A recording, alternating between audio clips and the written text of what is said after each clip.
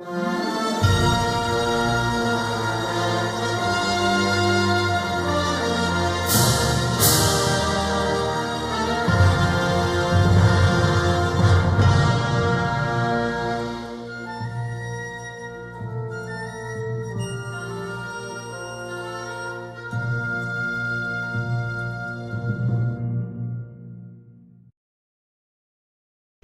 always tried to teach you two things.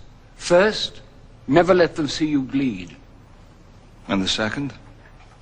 Always have an escape plan.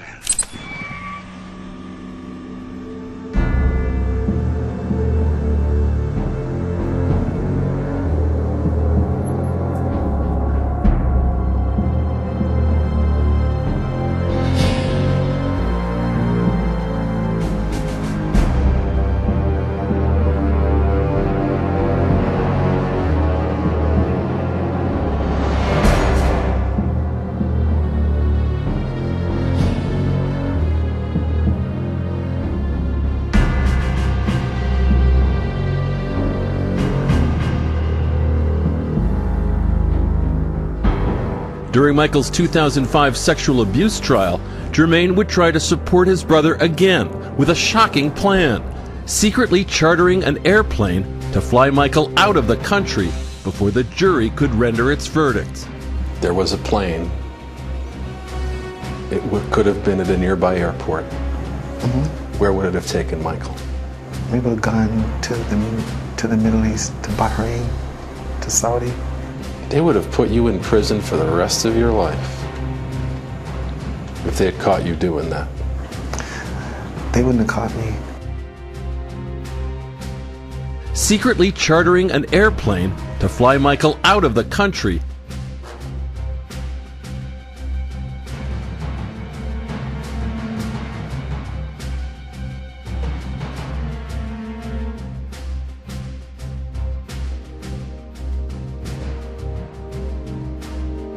Come fly with me, let's fly away.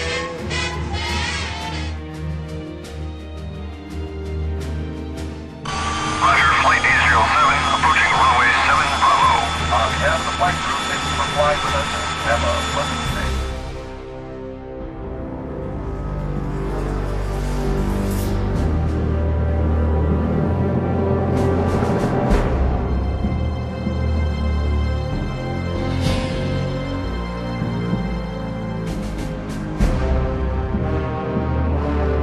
Michael was not with us way before he arrived to the airport.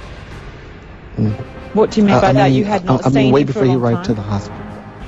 There was a plane. It could have been at a nearby airport. At a nearby airport. At a nearby airport.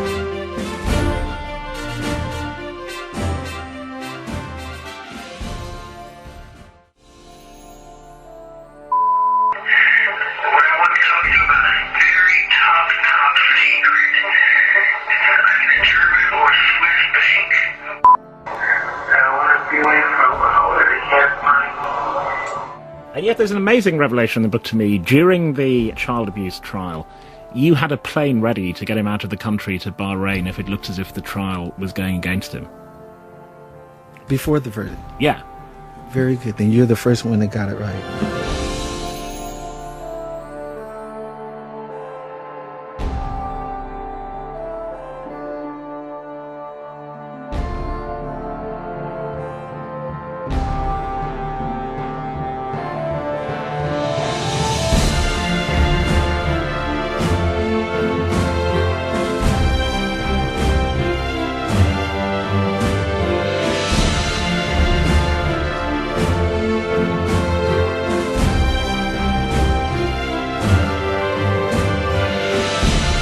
You also said that if Michael had been found guilty of these charges, you had a plan to get him out of the United States. Can you tell us about what I said? You got to read the book. Okay. What did you say? I did read the book, and you did say you were going to take him to Bahrain. I am going to finish that. Okay, because we don't have tons of time. I want to give you the chance to answer. I'll get to the point.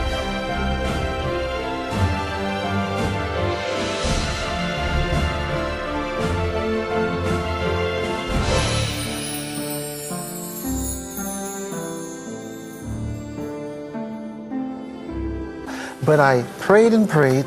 I spoke to his attorney, Tom Mesra. He said, we're going to be fine. And I trusted the system.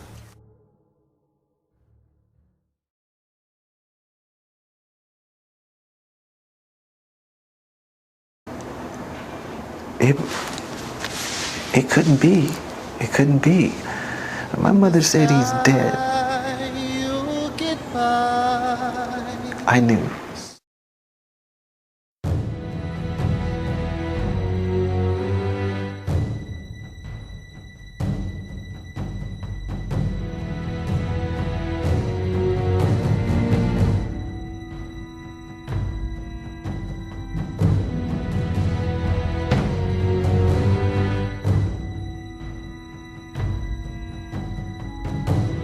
Just say, okay, Jermaine, yes. Bigger question. Your relationship with your brother, you loved your brother. There were years and years when you didn't talk to him. It was up and down, but always loving, right? Were you, how can I put this? In some way, were you not surprised that Michael met a premature death, whatever way that it was? No, we put it like this. Michael was fine. He was fine. He was looking forward to these shows. There were no symptoms. Even the autopsy report says that there was no self-administration. Even before the dissident shows, he was healthy. We saw him May 14th. He was ready. He was ripped. He was excited. He had a 5-year plan after this. But when you were saying his body was hot and his body was cold, those are symptoms. These are symptoms that they were giving it to him more than 1 or 2 or 3 or 4 days. So when you have this in your system so much, this is what happened. He was toxic poison. Steve is asking, did you somehow see that coming? No, it sounds and like you certainly did not. No, because it came from the doctor. Demerol did not give him those symptoms. So your family had concerns with Michael and some prescription drugs before, so that was in 2008? That was in 2002. Michael asked for Demerol because of excruciating pain from the Pepsi burn and a fall that he had in Germany. The hydraulics gave way and he fell on his back. Excruciating pain. Since then, Michael's been fine. He's been healthy. And for them to try to paint him out to be a drug addict, all right, Jermaine, that ain't going to work. This gets to the point of your work. My mother said he's dead. I knew.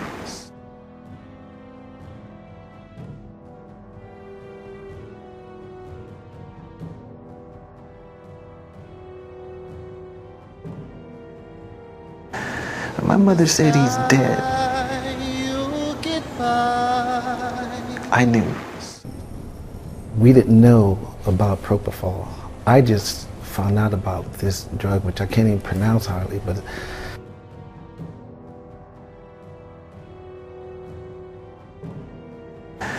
my mother said he's dead. I knew.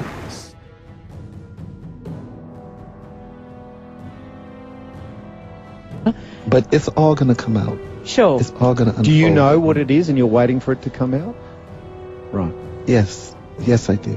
You just don't feel it's your place to tell you what the authorities I can't say, but I know because they were always after him, and he felt that his life was going to be taken.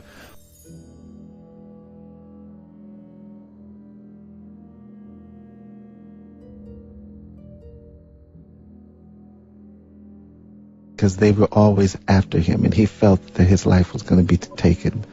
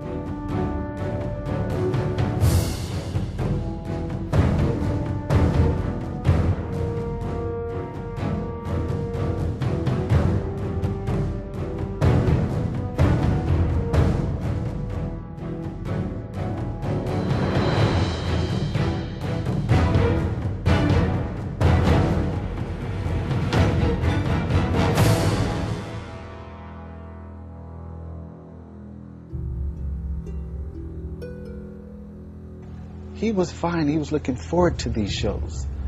There were no symptoms. Even the autopsy report says that there was no self-administration. Even before the dissident shows, he was healthy. We saw him May 14th. He was ready. He was ripped. He was excited. He had a 5-year plan after But when you were saying we just got word on a crazy story. Jermaine Jackson has come forward with information on his late brother Michael that we've never even heard before. He told Access Hollywood that Michael was supposed to be at a meeting inside the World Trade Center on September 11th, 2001. Now, Jermaine said his brother slept through a number of early morning appointments, and that day was one of them. Michael was apparently already in New York for 2 concerts at Madison Square Garden and had stayed in town for this meeting. Jermaine said, "My mother had stayed up with him all the way until 4 in the morning, and he just slept. He missed his appointments, which was great." Wow, talk about crazy. Michael's death was enough of a shock in 2009, and we can't even imagine if he had passed away on 9/11 as a result of the attacks.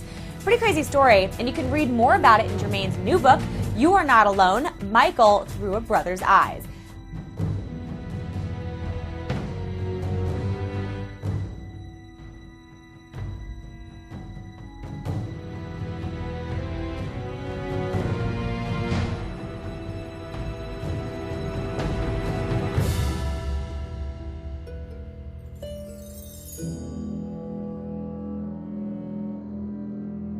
But he's one that's always like looking to catch you or pull pranks and stuff, which myself, Marlon, and Michael, we were all the pranksters. There was a time when he was in the wheelchair. And that was definitely misleading because he wanted to give them what they wanted. Think that he was down and out and sick and everything, but if you really look at that picture in the wheelchair, he's sitting up. And that was before the tour, wasn't it? Before he announced the tour. Yeah, because they were saying that he wasn't healthy and this and that. And it was the type of Willy Wonka act where he was going to, he's coming down the red carpet with the cane. All of a sudden he goes and does his thing and he say, "I'm back." He was the master showman as well. This was one of Michael's stunts because look at his posture. He's sitting up, saying that he had problems with lungs and this and that, and he wasn't healthy. He was dancing 4 hours a day. It was his way of manipulating the press. Michael was the master of manipulation, especially the press, because he knew they were on to him, and also he was the ultimate showman. But when you look at this picture clearly, you will see that he's sitting up. He's not slouched.